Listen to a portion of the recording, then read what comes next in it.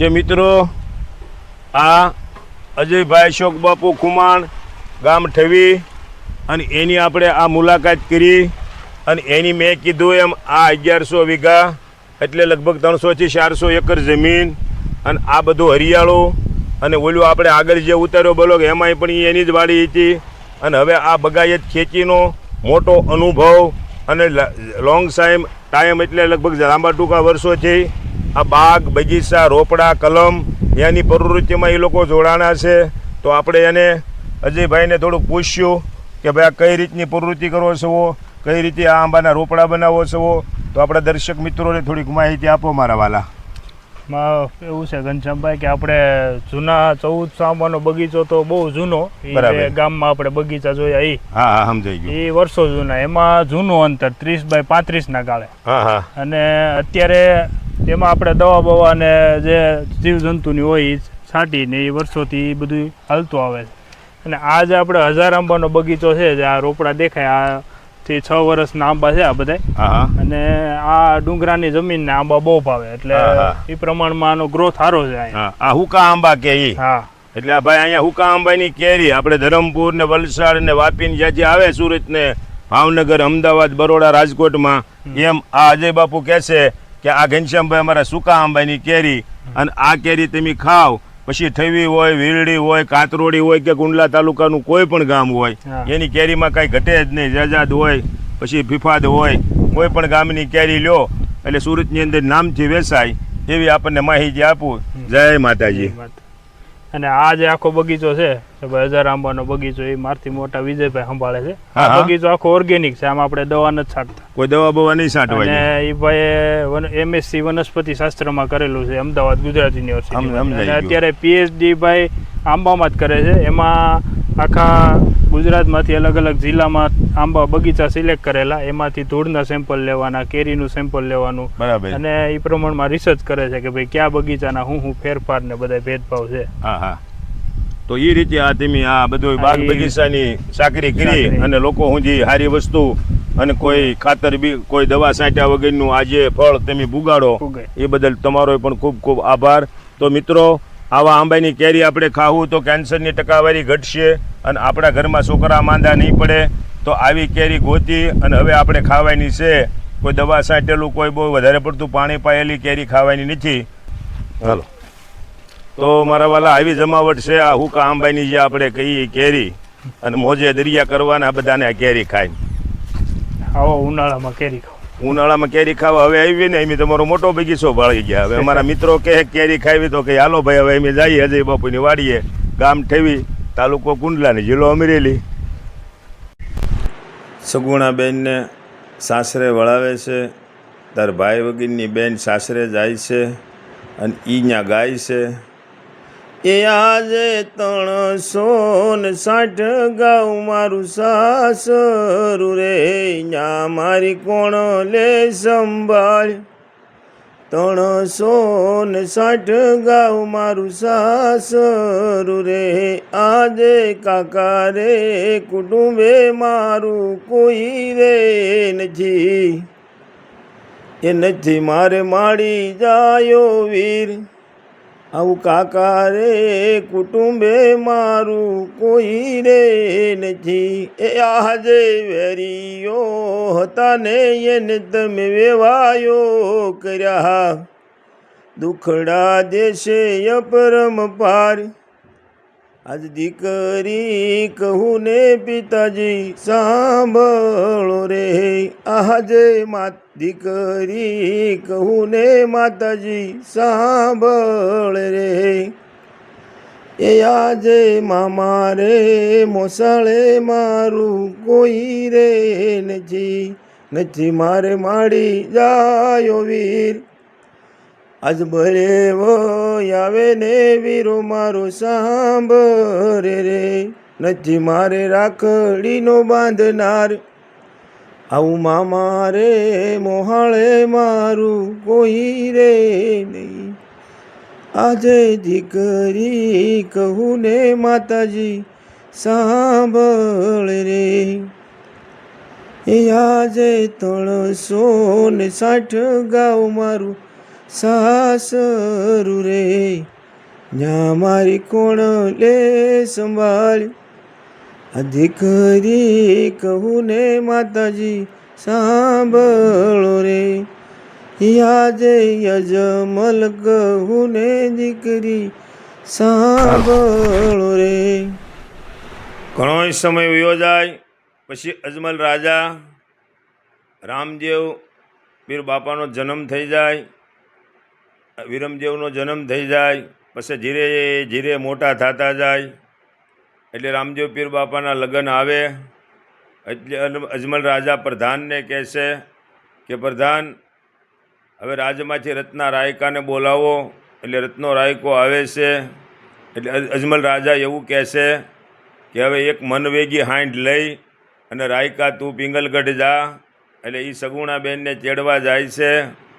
એટલે એ વહેલો 3 વાગ્યે 4 વાગ્યે ત્યાં પિંગલગઢના ગેટે પૂગી અને પઢિયારોને કહેશે ગેટ ખોલો. એ ગેટ ખોલતા નથી અને સગુણાબેનને રામદેવ પીર બાપાના લગ્નમાં એ લોકો આવવા નથી દેતા.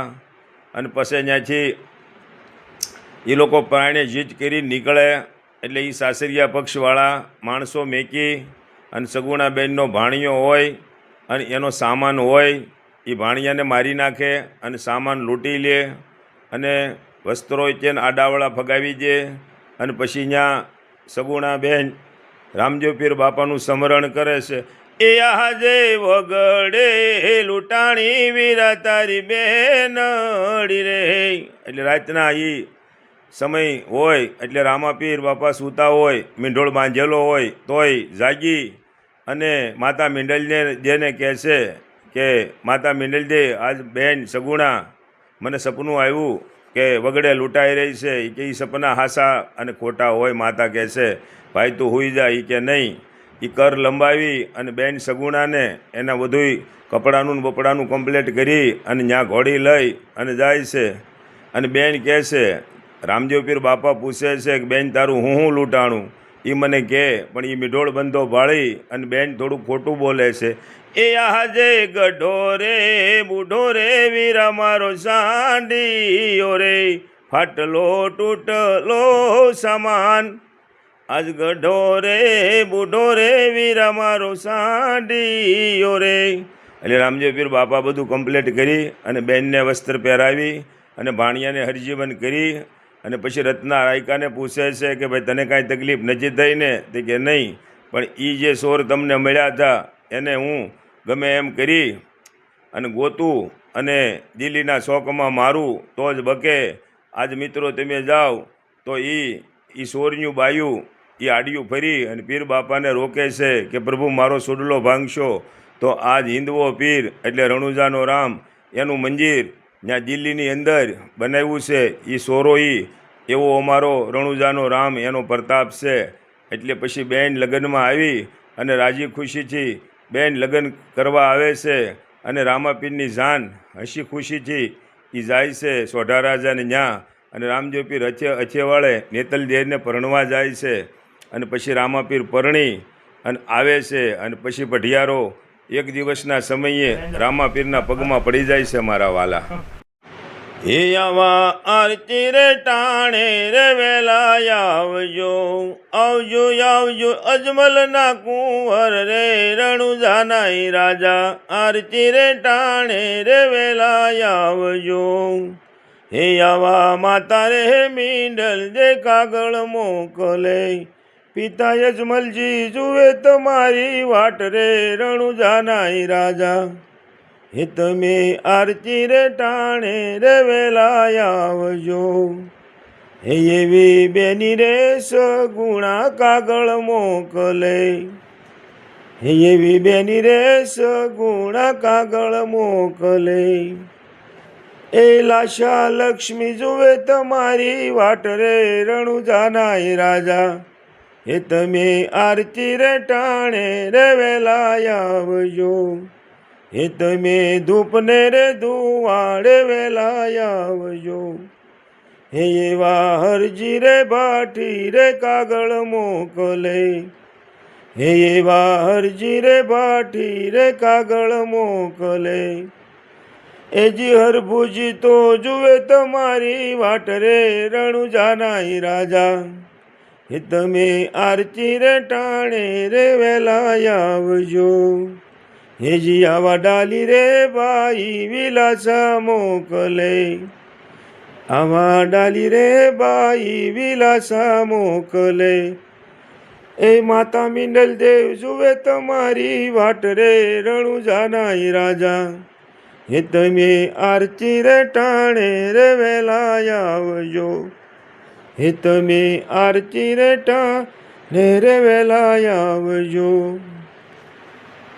પછી મિત્રો જ્યાં હરજી ભાઠી બકરા સારે છે અને ત્યાં રામાપીર જાય છે અને હરજી ભાઠીને કહે છે કે ભગત મારે પાણી પીવું છે.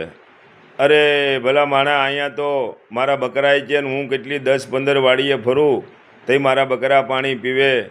આ નદીઓ નાળા ખાલી, પણ હું તમને ક્યાંથી પાણી પાવ એવું કહેશે હરજી ભાઠી રામદેવ પીરને.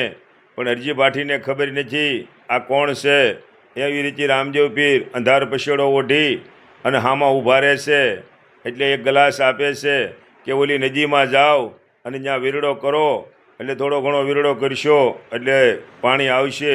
એટલે હરજી ભાઠી ત્યાં જાય અને થોડો વીરડો કરી અને ત્યાં પાણી વાળી જાય. એટલે કે આ તો કંઈક સંસ્કારી પુરુષ છે.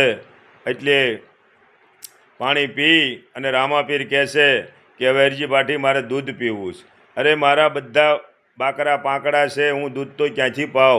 તારે કે તમે દોવા માંડો, દૂધ આવશે. એટલે એ ગ્લાસ લઈ અને હરજી ભાઠી બકરા દોવે છે. એ પાઠડિયા બકરા દોવે હરજી ભાઠી, પાંખડિયા બકરા દોવે રે અહીંયા મહરખ નવમાય રે હરજી ભાઠી, પાઠડિયા બકરા દોવે રે. એટલે હરજી ભાઠીને એમ થાય છે કે હાળું ઓલું નદીમાં પાણીનું જોયું એટલે આ દૂધ આવ્યું, એટલે આ કોઈ સંસ્કારી પુરુષ છે. એટલે હવે હું આને પૂછી જાઉં કે તમે કોણ છો?